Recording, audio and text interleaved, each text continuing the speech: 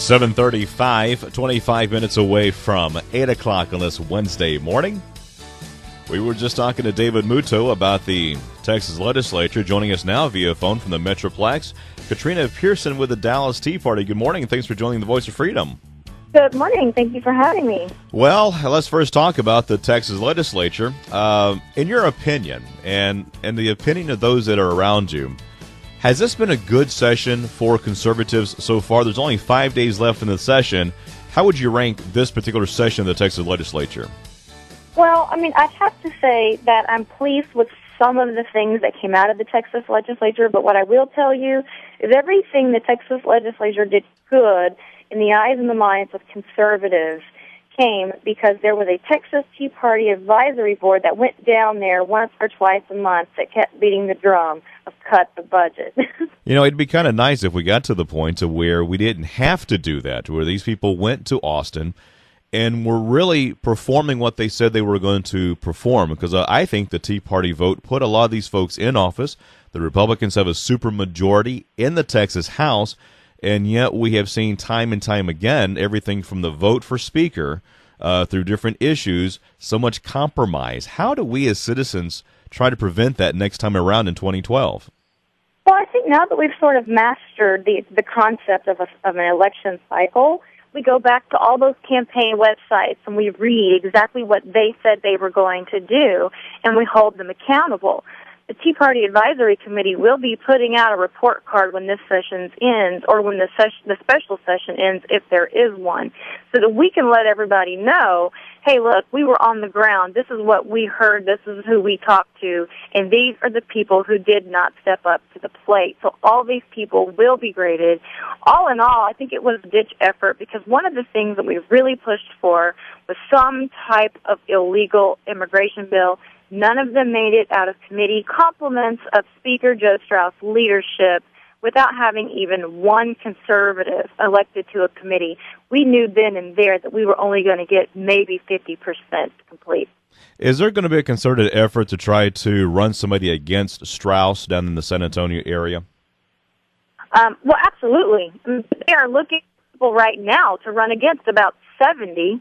Those who didn't support Ken Paxton in the speaker's race. So I would assume there is going to be a heavy push between Tea Parties and other organizations who have now gotten involved to save the state of Texas to run somebody against Joe Straus. I don't think the point is winning. I think the point is letting him know people are not happy, and we have to make sure, starting today all the way through the summer, that these guys do not take credit for what the legislature, because we had to fight tooth and nail to get anything. What about the Texas Senate? Do you think that having a House that has been somewhat conservative compared to recent years and recent sessions, do you think that exposed the Texas Senate for what it is, a very moderate body? And if so, what are we, the Tea Party, going to do about the Texas Senate?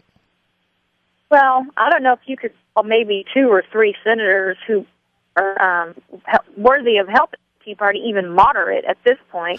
Sometimes those votes were, all but 2. Yeah. So, what I think is going to happen now is if we can change out some of those senator seats, they're really going to realize what's going on with the Tea Party movement in Texas, because Joe Straus said we were going away before this session started. So, like I said, now we've got our feet wet. We've been through an election cycle. Now it's just time to change out some of these cats so that they know we mean business. We completed Phase 1. Time for Phase 2. That's right. All right, on the front of ICLEI and Agenda 21, you guys are making great progress in your area fighting ICLEI and Agenda 21. How are you guys able to do that? Well, it's interesting because all we do is we just keep putting education out there simply because our city council guys, nobody knows this is going on. And then starts to entertain the idea, it sounds like some big conspiracy because it's the United Nations, and they say, oh, that's crazy, there's no secret agenda going on here. But let me just tell you a little information that just came out. There is an article in the New York Times that came out on the 23rd talking about a city prepares for warm long-term forecast, and it's about Chicago. And the interesting piece of this article, which my city council now has, I'm going to read a couple of lines to you, okay? Mm-hmm. The society needs to reduce its vulnerability to climate risk, and as long as they remain manageable, they remain insurable, which is our interest as well, said Mark Way, head of the Swiss Reef Sustainable Development for the Americas. And here's the best part. Melissa Stoltz, the climate director of ICLEI USA, an association of local governments, said that many of the administrations that she was dealing with were following a strategy of, quote, discreetly integrating preparedness into traditional efforts, unquote. Wow. So my city looked at that and said, thank God we pulled out. Yeah.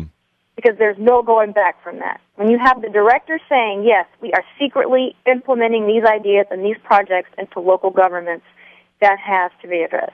Well, I addressed the Texarkana, Texas City Council a couple of months ago and asked them to put their membership to ICLEI on the agenda so that it can be discussed openly, because I said that there were a couple of the city councilmen who did not know anything about this.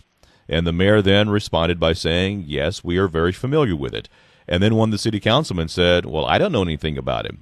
Why would a city council, or why would a mayor and city manager keep this kind of thing so secret when in reality this thing should be very public? Well, because some of them, they all go to these same conferences, okay, and they get the same information, and they're told that this is good, this is going to help your city, but they're not truly educated on how much damage it's doing to society and to the laws of our society, and so they get shown this perfect little package. And the reason why they don't go out there and start beating the drum against it is because they haven't been given enough information on it. If I were you, I would start shooting articles to them on a daily basis, like this one from the New York Times. I just posted it to your Facebook. You can go to our Garland Tea Party website and send them some of the amendments that we chose for our plan. You can go to Iowa right now. There's a website based for Iowa. It's called Earth Charter in Action, where they're asking for children to get involved and learn how to further the agenda. Iowa calls frantically because it's already passed in their city, and they are already organizing SWAT captains in their neighborhoods. So they're terrified on how to stop it now that it's gotten so far. So if you haven't even got it passed in on your city council, I would stay in front of it at all times. Wow. Katrina Pierson, Dallas Tea Party, thank you so much for doing what you do and keeping all of us abreast of what's going on. Thank you for doing that. Absolutely. Thank you, Katrina. Thank you very much.